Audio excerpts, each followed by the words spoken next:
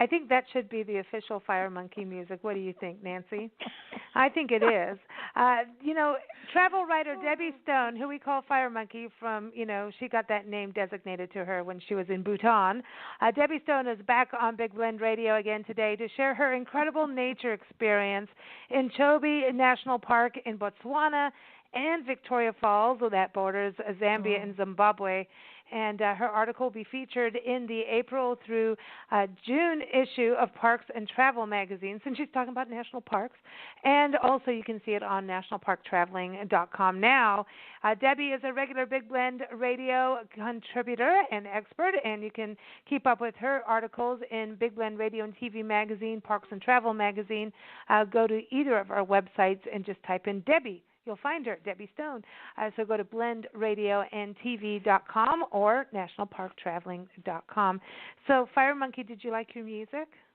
I thought, you know what, I was like, I was in hysterics laughing as I was, I know. And I was like, I can't make any noise here, but I'm like, oh my God, that is so perfect. I know. I think we might have to give that as your main music no matter where you go, because it's you. I know. It's got a little fire in that and everything, a little fire in the belly. But listen, making me totally go African. I know. I know, but monkeys occur around the world, and it's interesting. You were talking about Cape Town the last time, and oh gosh, Cape Town, we're still both reeling from it. And now you're going to talk about Chobe and Victoria Falls. So you went to Botswana's first national park. And so did you go from Cape Town and then drive up there? Tell us about the journey getting to Chobe. We did like an overland trip. So we went up through South Africa and then into Namibia, where we spent quite a lot of time doing the dunes of Namibia and then doing their big national park, which is Etosha.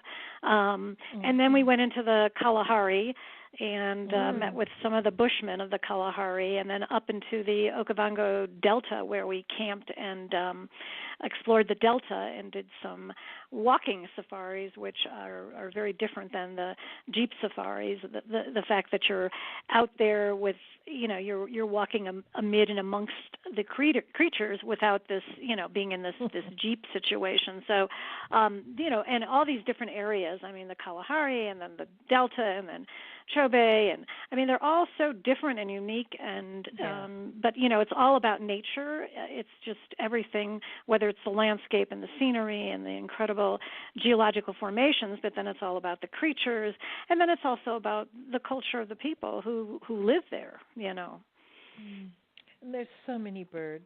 Yeah, the birds, the wildlife, and the variety of them. You wrote about this. The crocodiles. Okay, so you're talking about, the big five that everybody wants to see. Then there's the ugly five, which I think are the cutest five. Sorry. Yeah. I love the five. Okay, the marabou stork. They used to go. Yeah. Anyway. Yes. Watch them, and the hyenas. To me, I get excited at night when I can hear the coyotes, and I just I can go to sleep now. The coyotes are going off, and first I'm okay, they got something that's mean, but you have to eat, and that's nature. And then I go, but they're carrying on, so I can sleep. So that's my closest thing is a hyena. Right. Of course, we have vultures here. Yes. Well, the hyenas, I love hyenas. Okay. Oh, they're so cool. But they're interesting. They kind of look like a dog, part not dog, kind of like a painted dog, or the wild dogs that you saw. Seriously. Yes. Oh, that's so cool. Okay. Yeah. Okay. I'm bailing from the ugly. Warthogs are cute. They're like our javelinas. Yeah, they're cute. Okay. Come on. And they're all very I think the animals it's fascinating. I love watching animal behavior, and then especially if you're with a guide or a naturalist or somebody who really understands animal behavior and can tell you what's going on and how they're communicating, and are they distressed, are they what is it? And then watching, for example, I think I cited about elephants. I love elephants, and just watching.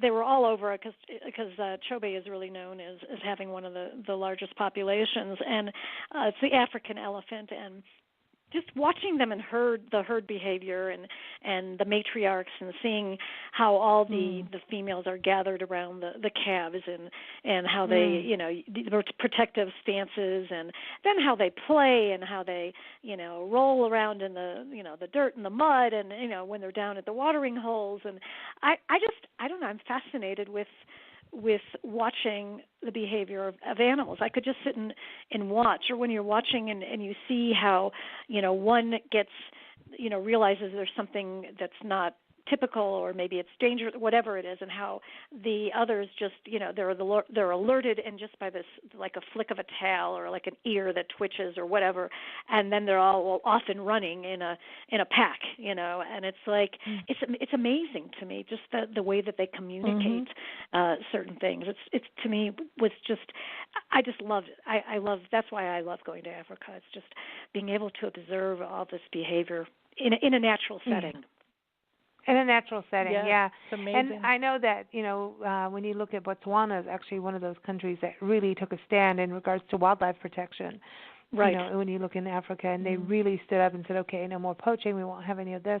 And, of course, rules are always changing around the world of what happens in regards to wildlife protection and conservation. But Chobe, a good friend of ours, actually helped run national parks in Chobe or Botswana, and Chobe was one of them, and part of Kruger, and she crossed those rivers all the time. And it seems like when you look at Africa, that everything runs on the river. That's where you're going to see the wildlife, and you certainly experience that, where you not only the watering holes but the rivers, but you will see animals that don't normally hang out together for that water and take that chance. You'll see a crocodile and an impala in the same place because they all want the water. It's really fascinating to me. It's the water, as everyone knows, is the life force, and it is the source of life for everybody there, for humans, creatures, birds, everything.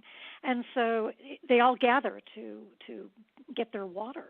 And I had a picture, I think, excuse me, I've got a frog in my throat, but I had a picture of all these animals, these different animals, all hanging around a watering hole. And, there you've got every type of creature, and they're all getting along. I mean, they're not fighting with each other. They're not, and it was interesting because I got the response when I sent it to a number of people. They're like, "Why can't humans be like this?" And it was just, it's just such a model for the way we should be behaving. There they are. They're taking their water. They're different. They have different personalities, different ways of adaptation, but they all need that water. And even the ones that are prey for other ones, they're all just kind of just drinking their water, and that's kind of like, I don't know whether it's safe space or what, but it's amazing to watch them all go down there. And at the same time, you've got the hippos and the buffaloes and the buffles, as we say. They would sit there and stand guard. And sometimes you get water buck out there, which is I think the water buck to me are like almost like moose in a weird way. They are majestic. There's something, they work, you just see that ring around the butt and it's them. Sometimes you don't know, you can't see, but you see that white ring around the butt, you're seeing a water bug. But that's right. how, as a kid, I grew up doing that. And so, like, to me, there's certain markings, and if something's around the butt, you're like, I know now. Sorry, that's how it is for kids. But, it's interesting you're talking about all the bird life. You have fish eagles, 450 species of birds. So, I think every bird lover I know, it's like they're going out there with a life list. And to be able to see a fish eagle, on a river or a water area and see them actually fish, they're like bald eagles. I mean, I think they're like the African version of a bald eagle. Much. But and there's just this, it's amazing to watch the eagles, and also the animals that you saw, like when we talk about diversity in a watering hole, you got to see a weaver nest with a leopard kill right there. Right. So, I'm just saying, birds are crazy. They are. The nests they build. They're amazing. Those weaver, they're just amazing. And then you see a big nest, and you see all the weaver birds that are coming out of it, and it's like, oh my God, there's like hundreds of them that are using this one nest. It's like wild. And then that fish eagle, they call that the voice of Africa because it makes this noise that's so distinguished that everybody calls it the voice of Africa. And that jacana that they call the Jesus bird because it can walk on water, and it's like, so it's just, I mean, the birds were, and I think I said that my head was like, I was going dizzy because everyone's like pointing out 3 o'clock, blah, blah, blah, kawa kawa or whatever. And it's like, your head is swinging back and forth because there's so much bird life. I think Chobe is unique in the fact that you can do the land safari and go in the jeep, but then you can do the Chobe River safari, where you actually see also different animals that you wouldn't necessarily see, on doing a land safari. And so, you're seeing more of the crocodiles, and you're seeing more of the hippos in the water, and you're watching things from a different perspective. And I thought that was very unique about that park in particular. And I actually think from the water, it's just, to me it was an amazing experience to get that perspective. I thought it was fascinating. To me, the water is the key. I mean, we were so lucky in Kenya and in East Africa as a whole to be able to watch like the migration of the wildebeest and everything. The wildebeest, and and here comes the crocodiles now. Your crocodile, you start your article off with the crocodiles. And there's something, so okay, cool. so look, alligators in our country, and we have crocodiles in America in the Everglades. Yes. And so it's really interesting, and we just don't talk about the crocodiles so much. But this morning we were interviewing David Gruber, who is a National Geographic explorer, and he was talking about how he was diving in crocodile-infested waters. And I'm like, dude, I'd rather hang with the sharks than the crocodiles in the water, okay? Because, like, seriously, I don't know. I've done kind of seen both, but not done exactly what he's doing. He was talking about that, and I was like, we're talking to Debbie just now about crocodiles, It's just so interesting. There is something about crocodiles being able to go in the ocean and go into, regular water, and they really will rip your head off. And I know alligators are like, they can do it. They're dinosaurs, but they're fast-moving. They don't look like it, just like hippos don't look like it. But the crocodiles are like, I am going to take you out. There's a gator, you go, maybe not. No, I'm going to. Yeah, they're definitely, our guide is telling us all these facts, and it's crocodiles right there, and I'm looking at it, and I'm like, and it's giving me this evil eye, so to speak, and it's like, he was telling us, he's telling us, they use the death roll maneuver when they overpower their larger prey, and he's talking about the whole, this death roll, maneuver, and he's describing it in very accurate, very vivid detail, and their bite strength and all this stuff, and I'm just like looking at this crocodile, and I'm thinking, I'm staying right here on this boat, And that they can take the boat out. Anyway, yes. I didn't say that, did I? I didn't say that. No, I didn't say that. But the hippos can, but their eyes are just different. waiting. Their eyes are different. The crocodile eyes thcompared to an alligator's eyes they're different. Now the hippos, Nancy got charged by a hippo before on foot. Yes. I did not know this. Yeah, that's when I worked for Joy Adamson when I first flew into her camp, and she was testing what she called my mettle, like how brave am I? What do I got? Was this before or after she made you sit naked on a rock with a blindfold to understand everything? That was like in the same 3 days. You got hazed. I got hazed, and so she says. I was with a friend, and we had both flown out there, and she's like, okay, go down, just climb down this cliff, and there's hippos in the water, and go take your photos of the hippo from down there. And we were photographing from up above. She's like, no. And she's the expert, having lived there in Africa for so many years. So we're climbing down the cliff, and my friend is looking at me, and she goes, this is really stupid. I'm like, yeah, but she's the expert, and so let's go, right?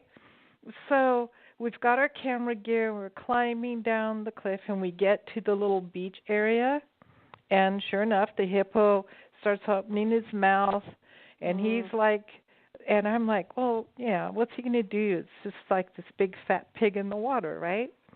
He came out of the water so fast. We threw our cameras, we ran, and Joy is up at the top going, ha, ha, ha. She's laughing, huh? Yeah, she thought it was funny. My friend flew home and just, that's an old fool. Good luck to you if you're staying. I'm like, I'm staying. That was more fun. But who would have thought about it? But I could not believe how fast the hippo could run.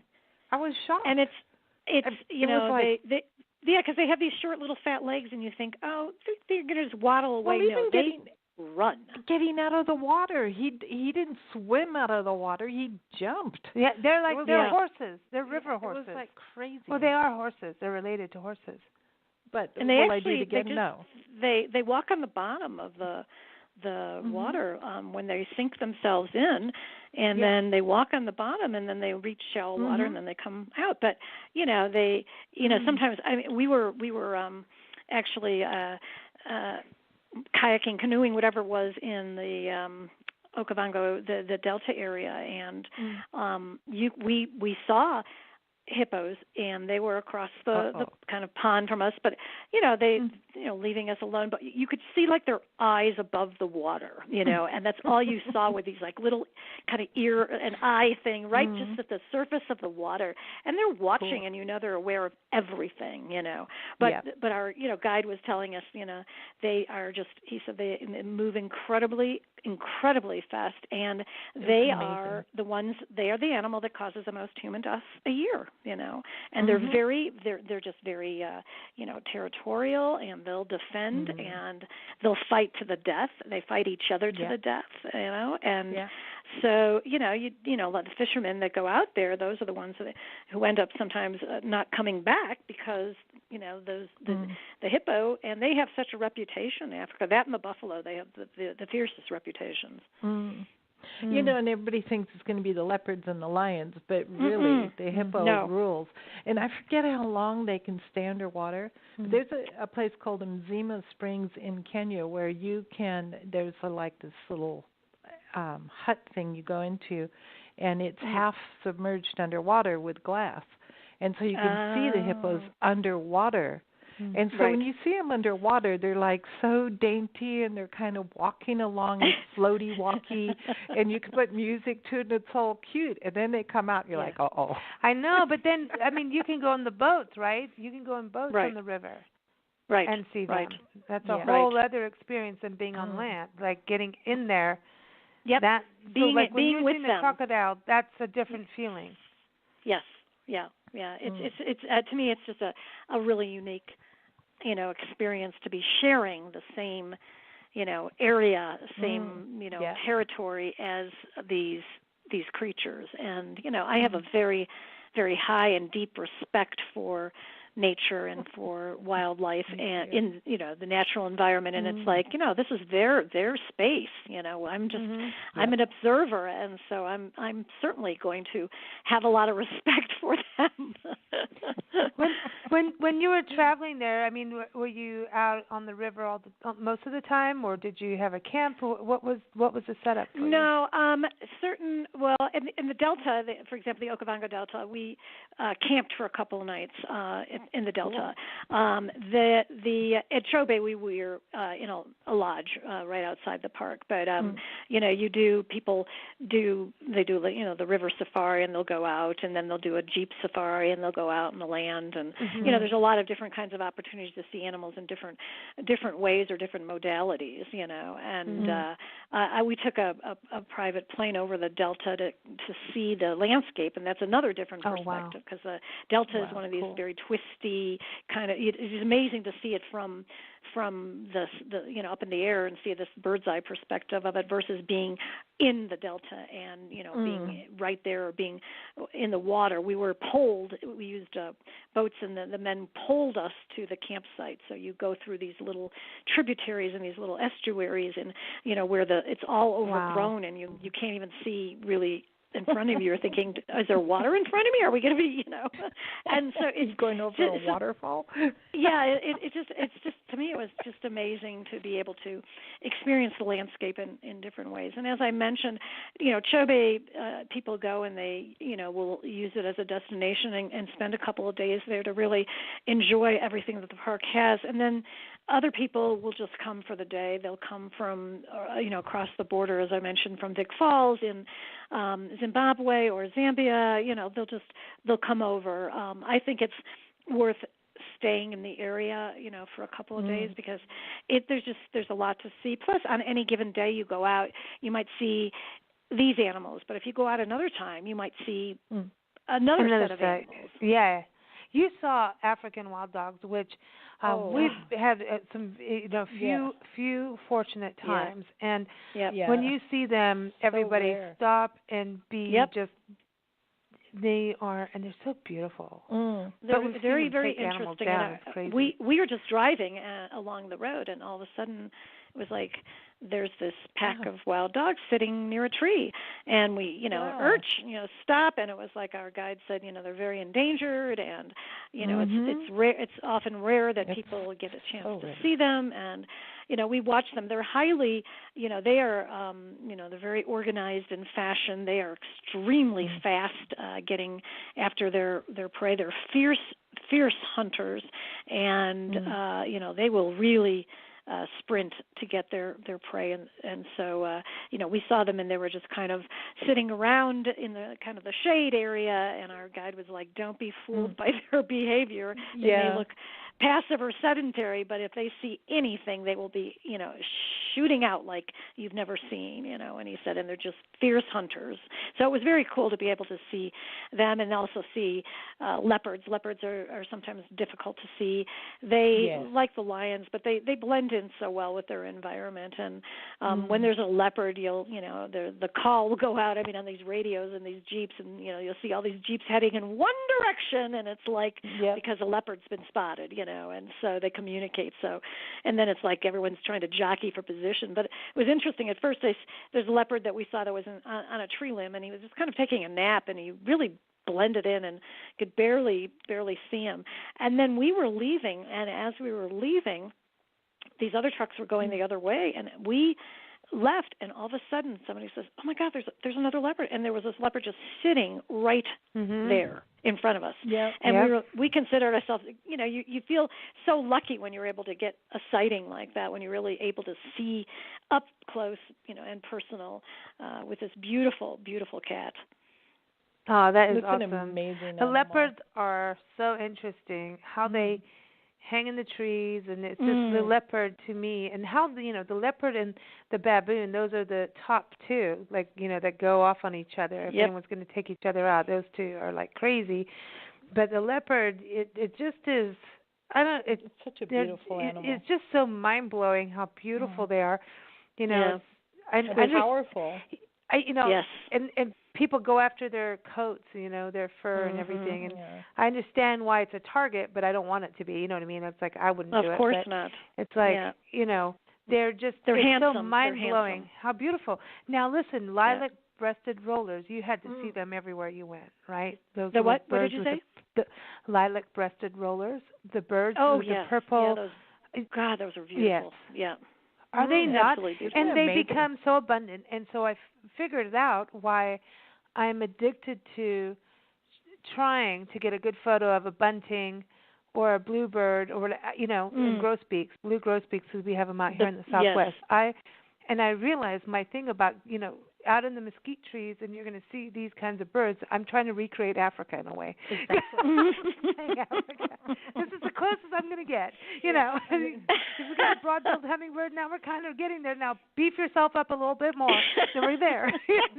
It's like it dawned on me like why I'm so at home, like in southern Arizona on the border area, because you got jaguars coming through. You got lots of wildlife there. It's similar. There's this similar landscape of what happens, and so it's really cool that you got to go out and do all these different things, and then go to Victoria Falls, which we never experienced it, and it was so close at times. And but it's one of those borders things were closed when we were there. you just go like, why didn't you do it? When you're there. Yeah, I know there were borders things were going closed. on when we were living there, Yeah. but still, this it's is like iconic. It's one of the wonders of the world, and it's they measure falls in terms of different ways, whether it's depth and height and volume and all sorts of things, and by all those, it's credited as being the largest or the largest waterfall in the world based on height and width, I think. But Niagara, and I believe the falls, what is it? The one down in Brazil and Argentina is out. What is it? I can't remember which falls that is. Iguazu, I think it is. The Iguazu Falls down in Argentina and Brazil, but those are like the I'm going to let you take falls. that one. yeah, let me take that one. I think it's Iguazu Falls. It is Iguazu Falls. I've been there, so I should know that. But and so, but the falls, just like depending on the season, we were there in a lower time, but they were telling us, in the big volume time when you go, you can barely see anything because it is so.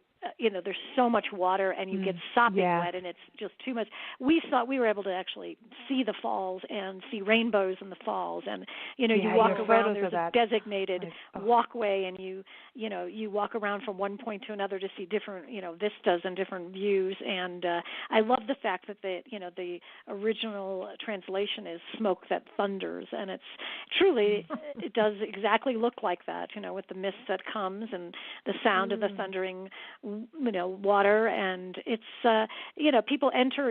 most people enter on the Zimbabwe through the Victoria Falls National Park in Zimbabwe, although there is more trails to access it actually occur on the Zambian border, the side, but everyone goes into the Zimbabwe side because there's a better panoramic view, and so you go through this rainforest to get there, and it's really like kind of a fairy tale. It's pretty special, I think. Absolutely. And then there's all sorts of very crazy activities that people do in regards to the falls and the whole area with the bridge. There's a bridge that connects both Zimbabwe and Zambia, and so we walked across it. You just get something stamped in like bridge. this little You thing. walked the bridge? Yes. Oi. Yes. No. Yeah. See, that's we it. walked the bridge, and then you're looking. You look down. But I may need a stiff drink beforehand and after, and maybe two after to do it, because I'm not good at bridges and things, but I do them.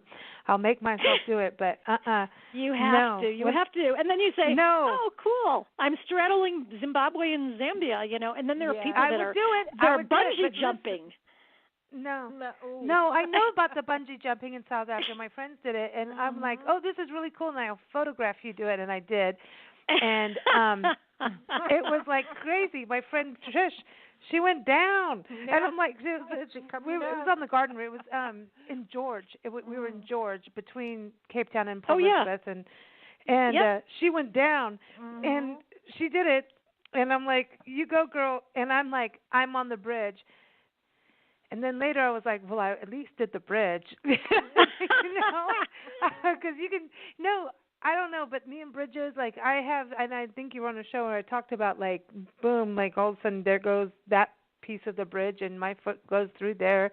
Nancy's driven over bridges where they went bye-bye. And, there's things that happen, and then you just start to realize like none of this, if it's man-made, forget it.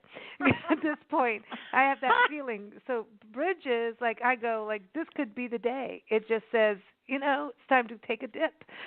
And but you know what? This could not be the day, and so I walk across with that optimism of this is not the day. This is the only real pessimism I have in life. Bridges dip in Africa could really be your last day. But I would still do it That's no true. matter what. But all I said is I need a good shot beforehand, and I need a couple ones afterwards. One to go, you did it, you can stop shaking now, and the next one to go, congratulations, you did it, and you went through two countries. Because anything that you can straddle two countries, I have a thing about standing love over that. borders everywhere we go because I love I that. want to cross Yep. every border and not make it a issue. I don't want borders. Yeah, exactly. Yeah. It's like It's we you know, wanna when you're standing in the stop middle of the it. bridge and there's a sign saying "Welcome to Zambia," you know, and it's like, you know, you're taking one step I'm over gonna and you'll jump be over. in Zambia, you know, and it's Yeah, it's awesome. I don't know. I just you know, I said I have to do this, and this is, and it also gives you a different perspective because you're looking at the Zambezi River from the bridge, and it's, you know, you're looking and there's, you know, people who are either doing rafting or whatever they're doing down there, and it's you know, it's a different, just a real different perspective. But you know, that whole Vic Falls area is a big adventure land, adventure park, outdoor playground for a lot of high octane activities that people love, whether it's, you know, zip lining and bungee jumping and skydiving and whatever it is. But they attract a lot of, you know, people who are really into, you know, very more extreme adventures, you know. And you know that region is very extreme in regards to that. Like I was talking about, you know, the bungee jumping with Trish, Right. my friend. Cape Town, like I said the last time on the show, like I had a friend, it's like, come on, go be the person hanging on the cliff and I'll come get you on the helicopter. I'm like, no, you're not doing that. You took me out eating and drinking all night. Now you want me to go up and be dead on a cliff and you're going to come and get me?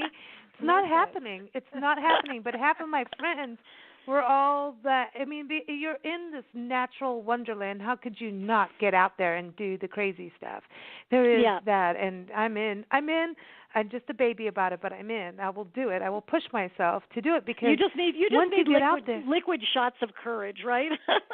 Yes. It is interesting how even though you know you're living over there, you're living around a lot of wildlife and a lot of wildlife that is dangerous, especially snakes, and you do stuff anyway, like the tube race. Of course, yes. Right. Yeah. The thing about we went down a waterfall in an inner tube. How dumb can you get? And then you don't even. You're so intent on it's not a huge waterfall, but we're going down it. And then you're going down all these rapids and you're dodging rocks and people are falling off, and you never even stopped and thought, what's in the bank of the river? Crocodiles.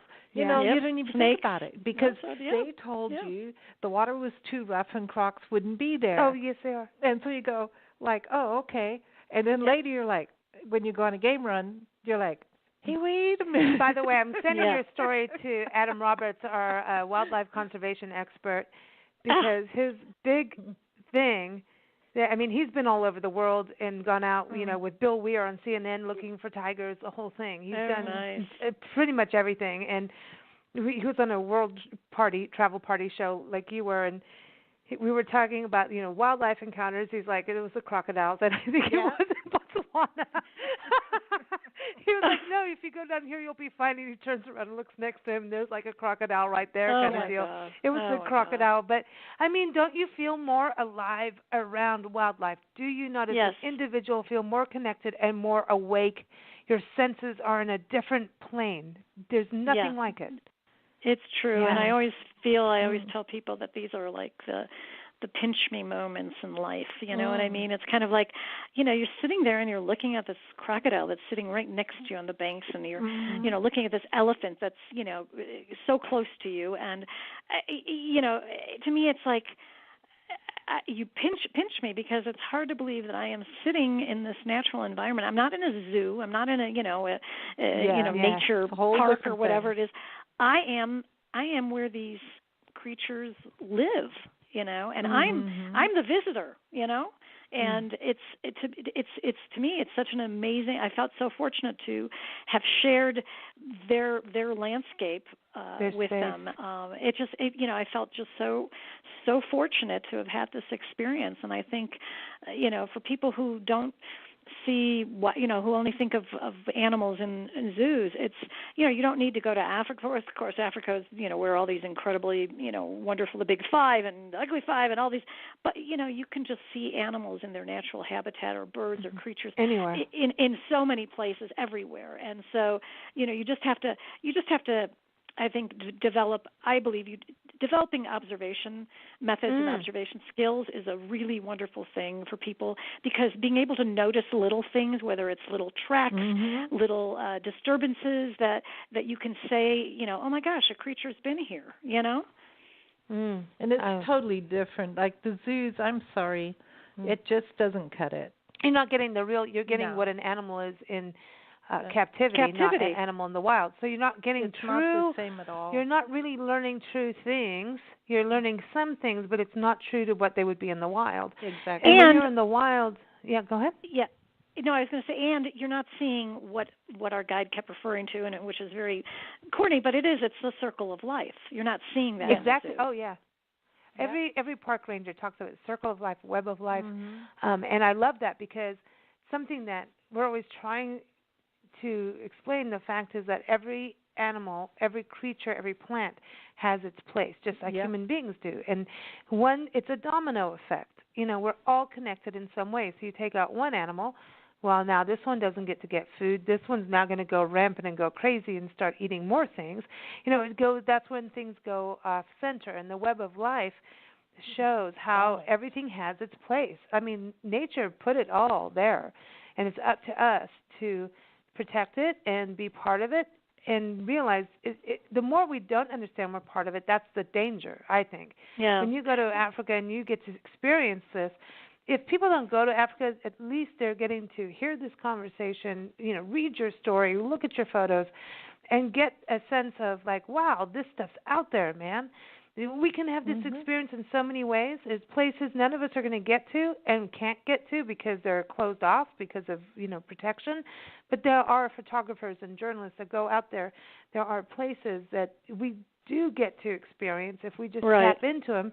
And through there, we can, stand up. But if you get to go to Africa, man, come on. I want to go to Botswana. We've all been having this inner circle conversation. And before you go, I do want to say the fact that you saw giraffe, which I know giraffe are there, but they really are now hitting the endangered list.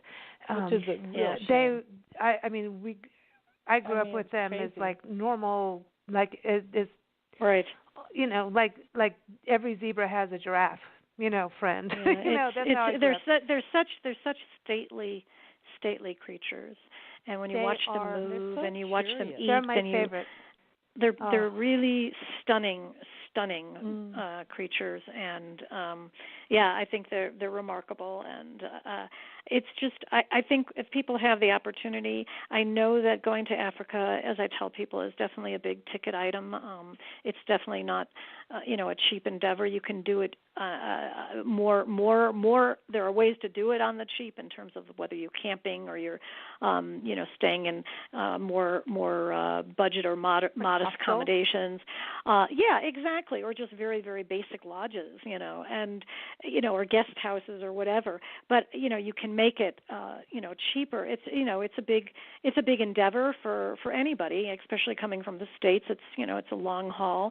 But if I were to tell somebody, the rewards are so great that if you get an opportunity to be able to save for something like that, it's just, to me, it will be one of the most, if not the most memorable vacation or experience that you will have had in terms of going to such an exotic and different place. Yeah, well, thank you, because you're making us really homesick for Africa, right? You know that. And I mean, just think that that's how much we love it. It's like we just didn't go home. I know. It's just kind of weird. And I don't know one person that has been to Africa and come back without feeling like that's the motherland, we need to go back. Like there's this connection to, there's a freedom there, which people can take that word in different ways. There's this freedom of wilderness and wild, and you just really can't. You've got to go. Yeah, that's it. Yeah. You just have to go, and that's that. For yourself, I want to give out some websites here. So Victoria Falls, go to victoriafallstourism.org. And then when it comes to Chobe, chobenationalpark.co.za. And so it's Chobe is Chobe. I know you say Chobe. We used to say Chobe in South Africa, so I don't know. But there it is at Chobe, nationalpark.co.za. .za or ZA if you're in England or South Africa, and check it out because definitely a place you want to go to. Just Google it too. And Debbie's article is up on nationalparktraveling.com now with her photos, so you can see some of the amazing critters and baboons that she got to hang out with because she's a fire monkey. You love those baboons, don't you? Those baboons they are your pretty relatives. funny, but you have to be very cautious with those baboons. They're extremely. They can be very aggressive, and there are signs everywhere telling people to be very careful. You don't want to, present food. You don't want to do anything. They are incredibly adept. They move very quickly, and they can definitely do harm. They've got some good chompers. Their eye teeth their canine teeth are as large as a lion's. It's amazing. Yeah, they're big. They got big chompers. That's why them and leopards can go at each other, and that's, you never know who's going to win. Okay, so Debbie, you're going to go back to Africa. I want to know where you're going to go back to, either a place you've been to recently or somewhere you haven't been to, and you're going to go on a Jeep tour. We gave you the road trip question before, but I want to know about a Jeep road trip, South African, or it could be Egypt. Who knows? You're going on safari. Who is sitting in that Jeep with you that you want to learn from, alive or passed on? God. Who would you want? I know Nancy wants David Attenborough. Of course. Yeah, she or what's her name? Leakey. Oh my gosh. Is it David Leakey? Margaret Leakey? Who is it? Is it Mary? I can't Mary remember. Leakey. Yeah, whoever. Mary I want or Mary Eloise Leakey. Yeah, or Diane Fossey or somebody. I want to go to Rwanda. And I want to, I would love to see the wildlife there, including the gorillas, but I would love to be with somebody like that, somebody who has made it their life's work to study those creatures. And go hear what they have to say and be part of that. Yeah. And when they say you need to roll back and eat the berry so that the gorilla knows what you're doing, you would do it. Even if you had to roll back in gorilla poo, you would do it. You know what I mean? That's it. You have to get down and dirty. In nature. No, seriously. If you're going to get into that kind of thing, that's an experience. It's I would do it. Yeah, I just think it would be very interesting to be with somebody who has really dedicated their life to, to animal behavior, specific species behavior, and or even in anthropology. But I would be fascinated to learn from somebody with that type of knowledge, the breadth and depth of that knowledge. Goes into the observation, like you say. It's observing, and we can all develop those skills no matter what we're doing in life. Without a doubt. It's an important skill to have. It's one of the best skill sets to have, and I think journalism teaches us survival skill. It is. And as we're in the world of technology, it's one of those things we can really when people are walking around with their face in their phones, you're not being observant and you will walk into traffic. I'm serious. You're asking for that one day.